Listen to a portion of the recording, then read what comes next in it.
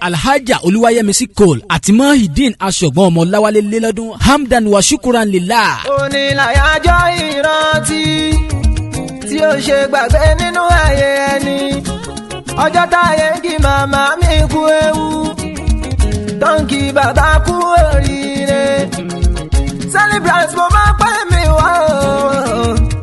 pẹ́sẹ́ mi tún lè kàn sí. ọ̀yin o mọ̀ n fa kara ṣakara ẹni tó bá mọ̀nú rò yóò mọ̀ pẹ́ dù gbogbo ọjọ́ kọkànlá nínú oṣù kọkànlá ọdọọdún ọjọ́ lásán kọ́ o ọjọ́ tó special ni torí pé ọjọ́ yẹn gangan ni ọjọ́ ìbí alhaja olúwayẹmísí cole òyìnbó tó ń ta àwọn nǹkan èlò tí wọ́n ń lò níbi ìgbéyàwó both local and international nílùú èkó akínyìn kú oríire ọjọ́ ìbí mà. bákan náà la tún kí ọmọ yín ìyẹn Muhyiddin Ashogbon ọmọ láwálé tẹ̀jọ́ ń sọjọ́ ìbí lónìí happy birthday to you both long life and prosperity ọdọọdún láàrin yan tè lórí àtẹ ẹ ó dàgbà dògbò lọ́lá aláwòrábí ẹ ò ní gbọ́ kú ọkọ ẹ ò ní rí kú ọmọ iṣẹ́ yín ò ní díṣẹ́ gbogbo igi tẹ́lẹ̀gbẹ̀dẹ̀ yín bá fọwọ́ bàbá yìí dídùn ni yóò máa dún àmín ya Allah. ọlọ́jọ́ ìbí o mo ṣe tán mo fẹ́ kì í délédélé ẹ̀yin lọ́mọ àbá ọmọ ojúgbe ọmọ akẹ́mukílẹ̀ ọ̀sán ọmọ akẹ́rùgbókẹ́rù ọ̀bára ọ̀nà ọmọ kùkùtẹ́ òṣèmí èèyàn tó bá mi kùkùtẹ́ ara ẹ̀ lómi o ẹ̀yin lọ́mọ òsùnsùnsùn bówó dọ́là ń gbèrí ẹ̀yin lọ́mọ afọ́nwó bí ẹni fọ́nyàn gan ọmọ aládìẹ ògògòmọ̀gà mo ní kírun má máa sọmọ mi o